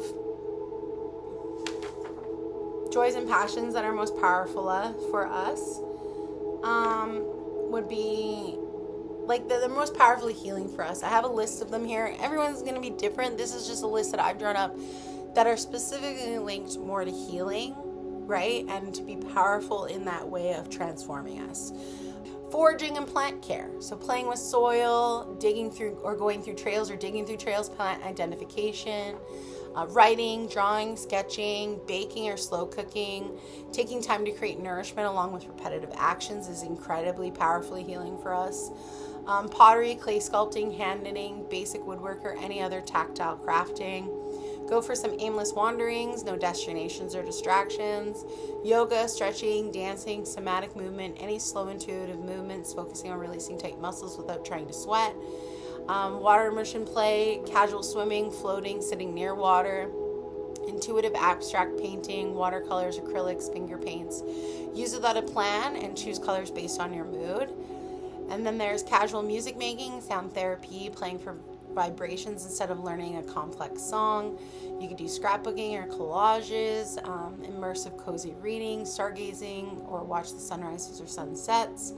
Weather watching is also another one. And then doing puzzles, mind games, and Lego builds. So these are all ones that are incredibly powerful because they are repetitive and conducive for like quiet kind of environment, I would say. I wanted to list ones that you don't need other people for, because a lot of my work that I did was alone. I did not have a lot of friends when I moved down to the island, and even when I did have a lot of friends, I did not invite them to do a lot of this stuff because a lot of my work was not, when I was younger, I was very focused externally, right? So I would go do stuff because others were doing it. So a big part of my journey and my leveling up has been how to be okay on my own, how to like to do these things as a self-starter for me, how to do these things without others' motivation or approval. So a lot of the things that I'm always going to suggest, they're always going to be how you can do stuff for yourself. They're never going to be focused on a collective or group setting or friendships and stuff like that, or needing a big group to motivate you or anything, because for me that wasn't what got me through it. I had to test myself in different ways, right? Now it is me trying to branch out more collectively and community wise, and so now my skills are about me trying to do more steps in that direction, but that's not what it took for me to build myself up in the beginning, right? I had to find out my core foundationals, what mattered for me without people involved in them, because I was a people pleaser. I was trying to be a perfectionist, and that all was looped into this acceptance of other people. And so even if I was doing activities, they were not for me. That's the true, remember, harmonious passions. I was never passionate for me. So where I am at now, everything I do, it is because I am passionate about it for me, and it has nothing to do with anybody else, right? Even doing these, I might never ever get anybody to watch or like them, and it's still just for me. But if it does help them, then that is great, because that is my overall mission, is I want to help other people as well to learn this information, because I feel like that's the only reason I learned the information, was to apply it and then to spread it out. Okay, and so some of the more fun things that I have listed below the movies, films, studying. See, these are things that were earlier talked about how maybe you should step away from doing them. But if you're somebody, like I used to be really into movies when I was young because I was trying to escape people when I was really young. So I got lost in movies and films, right? And now as an adult, why I say I don't want people not watching them is because I still find a lot of hidden subliminals and messages and things coming up specifically for me at the specific timing that I'm watching them in, right? And so some of these messages come through these things that we watch, which is why it's important to watch what you're feeding yourself, because sometimes you're not going to get the messages unless it's the right information, right? Unless it's the right nourishment coming to you. And so for me, I say these are fun to do because if you are passionate about it, it is still nice to watch films. It is still nice to get involved in them. Attending live performances, becoming part of lore or fandoms, museums, gallery hopping, trivia, chess and traditional strategy games, book clubs, discussion circles, sports clubs, road trips, photography walks, model building, paintings, upcycling things, learning new languages, deep dive into different areas of studies, home spa and grooming rituals. So see, a lot of these ones are more public. These are ones that are more linked with being out in the collective or out in society. The beginning, earlier ones, you do not need to be out with anybody. You can be completely alone. A lot of these you can still do on your own as well, but they do have that social context to them. And so one of the most important things to remember when you are looking at how to find your joys and passion, again, is that frictionless thing, right? So in order for us to know how and which ones of these align, aside from the frictionless experiment, one of the ways that you can do that is we are going to find what is heart and soul aligned versus a shallow joy. Okay, so heart and soul aligned joys and passions versus shallow joys and passions. So heart and soul aligned, if you see, the reward of it is the process driven. Okay, if it's a shallow one, it's an outcome driven. All right, so satisfied by doing, even if the final results are messy and uncredited, that is your process driven. That is soul aligned. You don't care what it is, it's just as long as you do it that matters. When it's outcome driven, the pleasure hits only when it's done, so you can show it off. So when you're showing things off, and the whole thing of reason why you're doing stuff is to like, look at me, probably more shallow joy, right? Not as for you as it would be if you were just doing that. Don't get me wrong, sometimes you like to show stuff off. I posted a video the other day of me taking like 13 jumps into the water, and it wasn't to show off that I was jumping in the water and that like, ooh, look at me. It was more like, oh man, look how many sick jumps I got in this video. And it was the process of like going up and jumping, and like you could see the different trepidation I had depending on what kind of dive or move I was about to pull. And so it was interesting because for me to watch it back, I got to see what they look like. And normally when you're jumping in the water, you don't get to see what some of your trick shots look like or what the splash is after, you know? And so it was that. Did it matter how I looked? Did it matter if any of them were great? No, it just mattered about having fun. So that was one of the reasons. It was the process driven, right? It wasn't so much for the show, even though I did show it to people, right? And that's even for this. Even though I'm showing it to people, does it really matter? No, it only matters to me. But so then energy. So if it's heart and soul aligned, you're going to have a generative recharge for it, right? This means your body may be tired after, but your mind is quiet and deeply settled. It brought you a lot of peace to do something. So like some days after you have a really fun day, like kids are really noticeable because they get really tired after they've had a good day because they're like sponges, right? So they're absorbing every single moment. So you're having a fun day that you really liked, you're going to be real tired at the end. Not because you're exhausted, but because you feel so at peace that you had such a great day that you're like, wow, I really used I'm real sleepy now. Like you expended all of your energy into this thing, right? There's a different thing when we have a shallow joy, we get this dopamine crash in energy, okay? And so that's where we have the sharp spike of excitement while we're out doing it, followed by this abrupt drop, and then you start craving something else to fill it. So if you spent a day doing something, you're really Jones, like say you went out with your friends and like, I don't know, you went to a party and it was great, and you had a great time, and then you get home and you're immediately like depressed and like, oh, now I need to like maybe go online and talk to a bunch of people and do something like this. Like, it didn't fill your void, right, as much as you thought it did, because you're not satiated enough. Like, you need more stimulus now that stimulus is over. Okay, so dopamine crashes are a big one, but it's hard if you have ADHD that you might not notice that, right, because we do have crashes a lot. And so but the best way you'll know it is the generative recharge, is the positive side, and versus it just not being there. Failure response. So if your heart and soul aligned with the passion or joy, if you fail, right, and you get this curious persistence, right, like with my podcasting, I didn't be like, it's done. I had to be like, how do we approach this differently? It's clearly not the right way if this is how it's happening for us and how you feel when we do it. So like, what is a way that would be more conducive for you, right? And so you treat failure like a puzzle. Naturally want to try different ways, naturally trying to explore and learn as much as you can, so you can maybe have a different response than failure. But the next step, if it isn't aligned with you, right, if this is more a shallow kind of thing, then you're going to be frustrated and you probably will abandon it pretty quickly. So mistakes drop your self-esteem and it leads to anger and a strong urge to quit. This is where a lot of people, they're immediately not good at something. They're like, I'm done with it. But building skill and anything like that, it takes a lot. It's not just something that musicians and stuff, they practice their whole life. Artists and stuff, they practice their whole life. You know, like even me doing this, a lot of podcasters and stuff like that, there, a lot of people who are into this realm, they did debates, you know, they did like either public speaking classes or they were in drama, you know, they did stuff. I didn't do any of that stuff. I specifically stayed away from it my whole life. So that's the thing, is like, when I fail now for these things, it is understandable, right?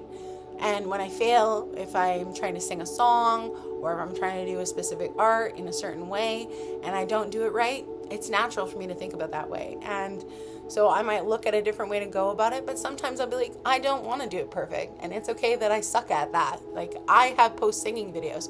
Do I think I have the best singing? No. Again, part of it is just for me to share my voice as it is. Do I need to be a perfect singer? No. But have I learned different things from singing repetitively? Yeah. And if I wanted to become a better singer, I could take singing classes, right? Does that mean I'd ever be a great singer? No. But that doesn't mean I would ever give up on it, because I love to sing, right? And it's the same in dancing. I don't say that I know how to dance. I don't say that I know the perfect steps, but I love to dance, right? I have a great time dancing. Could I learn and go and pick up some styles? Yeah. Would I enjoy that? Oh yeah, I'm sure I definitely would. But I don't care enough to go right at this specific moment. But also, one of the reasons that I don't feel I need to is because dancing to me is about how it feels, not about how it looks. So if I was somebody that was only doing dancing for the shallow joy of it, right, I would be frustrated and might abandon it because I don't look good, because I'm not good at it, because I'm not professional and I'm not picking up the dance steps as quick as everybody else. Right? And so if you're curious, persistent, you're going to be like, oh, I'm going to learn. I'm going to get this down. I'm going to keep practicing every day until I get this dance right, you know? Social transparency is another way that you can look into it. So if it's heart and soul aligned, you're totally okay with anonymity and nominity acceptance. So you gladly do this alone on an island. You don't even care. Like, I would gladly talk to myself and dance and sing alone on an island. I would gladly garden. I would gladly go out in nature. I would gladly swim. All these things, they are irrelevant to life anywhere else besides me, for me to enjoy them, right? Performative urge, when you have, that's the social transparency, is you're doing it for performance. You can see Esmeralda's ears. So if you have a performative urge, you have the urge to share and to actively shape your public image, right? The whole reason you're doing anything is just for the image of it. You don't really care about it. So on an island, you are not going to do any of that stuff. You would just sit there and be like, bah humbug, I hate that I'm doing here. I hate that I'm here. Hey, good girl. You guys are good kitty. So another one is physical sensation. So if it is aligned with you, you get like this somatic grounding inside of you. So your breathing slows, your jaw relaxes, your posture opens up. You know, You have a lot of bodily responses that like are expansive and I don't want to say boisterous, but like definitely big feeling. Like instead of contracting, which is a big difference, right? Like physical sensation, nervous acceleration, when you contract, when you have those shunning in, your body feels tight or rugged, driven by restlessness and manic to get to the end. Those are things that can be feeling more shallow to you rather than truthful, because your nervousness accelerating is because you know that they're not really as for you. That's like one of the most important things for this work, is to not be critical of yourself when you are in a state of trying one of these new habits or being in the heart and soul aligned.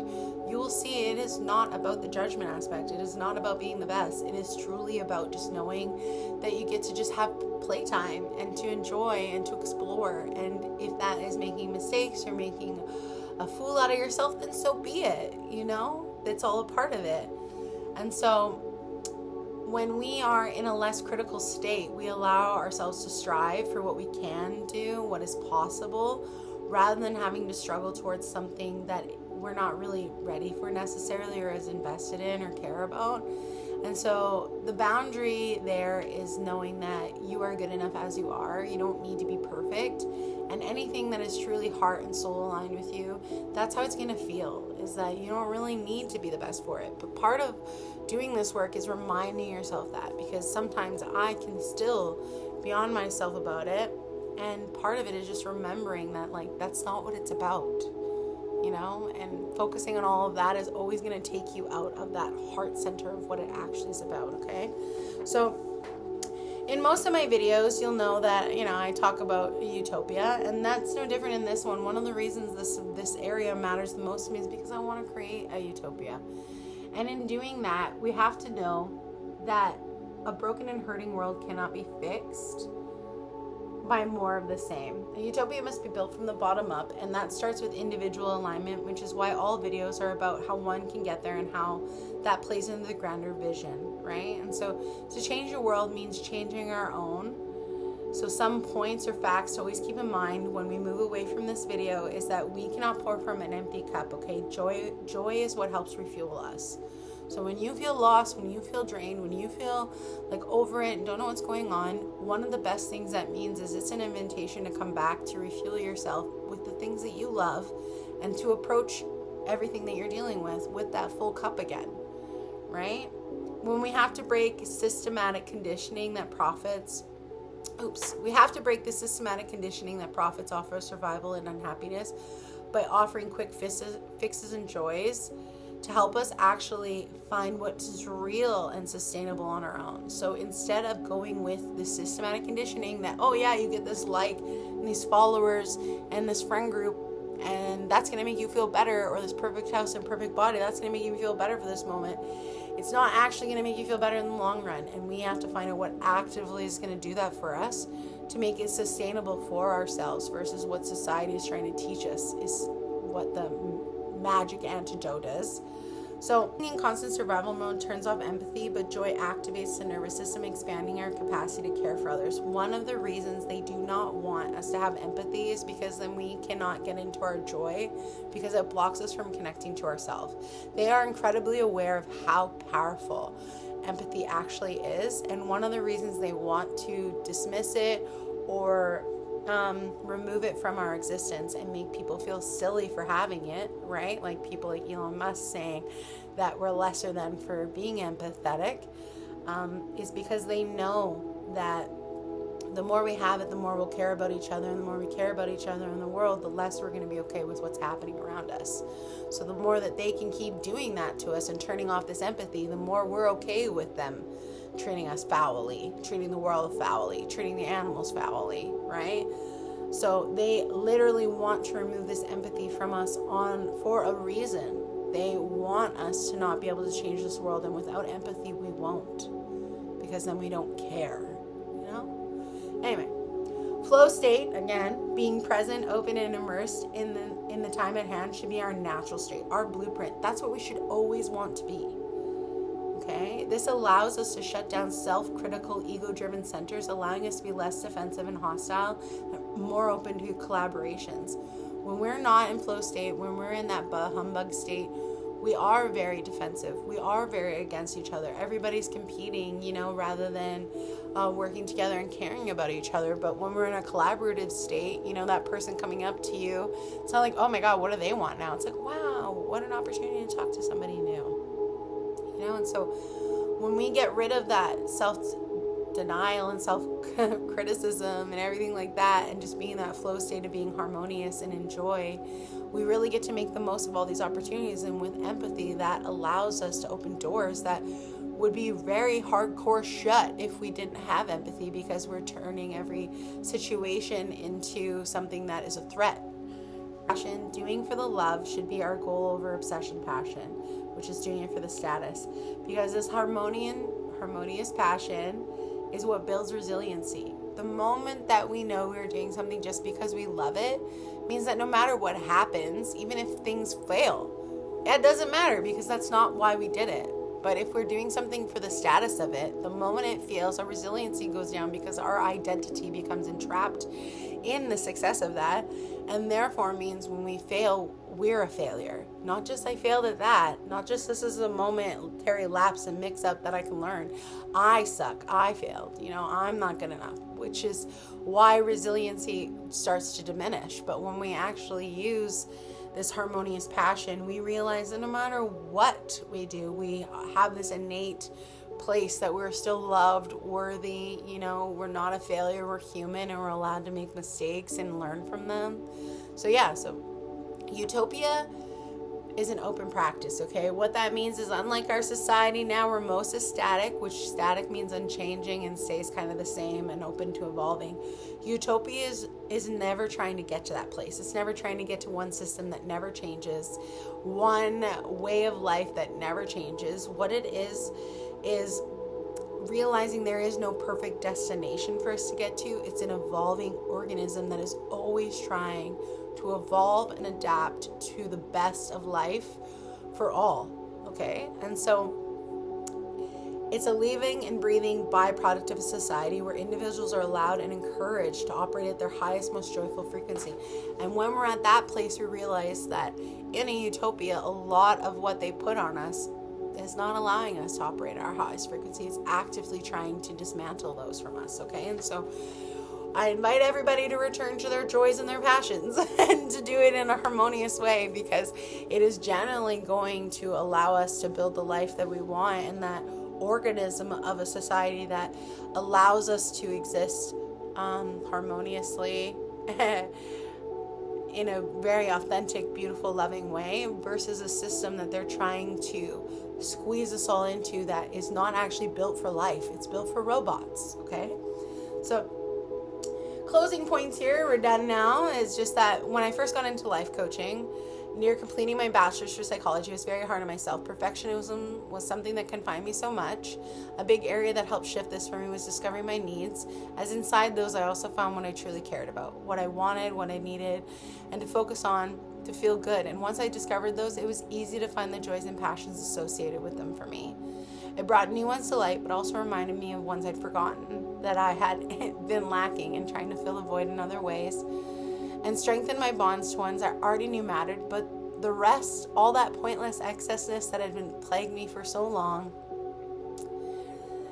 suddenly didn't matter. All these ways societies cared about, all these measures of false success, health, identity, did not control me, and I was able to see the lies apart from my own truth. There is a quote I've come across many times now that I love, where it says, if you do not give your creativity an outlet, it will find one anyways. As limerence, as obsessions, as intellectualism, as restlessness, as addiction, as rumination, as anything to give release, to force the flowing within us, okay? To this I cannot agree more. As obsessed and ruminations I used to use to just pass my days along, right? For a long time, I had bottled myself up to be digestible for the world, and what I got was gut issues as I became undigestible for myself. Removing and withholding parts of myself or ourselves to be happy and healthy was and will never be a real true fix. The only true fix is returning home to our full selves. Until then, we will find another way, even if it is unhealthier. Our joys, passions, and creativity are naturally ours for a reason. They call to us for a reason. And the more we use our full power to create from authenticity and from acceptance and empowerment to live a life full of what calls to us, the more we can invite a world that invites the same. Where love, harmony, and joy is what we go by as a standard over fake money and success. I invite everyone to get to know themselves deeper, to see what really lights them up. And it will be the most beautiful sight one could ever see. As you are your own work of art, there is nothing greater than getting to honor, nourish, and acknowledge it, or you, for all you are, and to claim yourself as your own. So when you see its intricate details, like in your work of art, you see all you have done, not just what others have forced onto the page. Trusting that as you flow as your authentic self, your path forward will magically always be there for you, steering exactly where you want to go. Passions and joys have been something that, for a long time, that's all that mattered to me for a few years. I removed the masculine energy from my energy and wanted to be in a state of flow into my divine feminine, and you can't do that. When you, again, remove something from somewhere, you remove the order that's there, the balance, right? So if I removed anxiety from myself, I would remove my body's ability to warn me when there's something wrong going on. So I don't want to get rid of anxiety. I want to work with it so that it's only firing in actually anxious situations or when I need to listen to it. And it's the same for, I don't want to remove these joys and things for myself. I want to work in harmony with them. I want to work in a world where my divine masculine isn't aggressive and critical and needing this perfectionism, that they can understand that how to support me best in my flow by knowing that these certain things of structure are going to help me get there, and this certain level of good enough is good enough for me to produce the work while still being in flow. So for a few years, I didn't care about the masculine energy of like needing structure, of needing boundaries and writing things out and keeping certain deadlines. And at some point, I got to learn a lot about myself. Yeah, I did. But did I make much progress with the goals that I had for actually in my heart? No. Because my divine masculine works with my divine feminine, right? My feminine senses what I need to do, and my masculine helps set up the steps to get that done. And then the feminine helps me flow through them in a way that is going to be most conducive for me.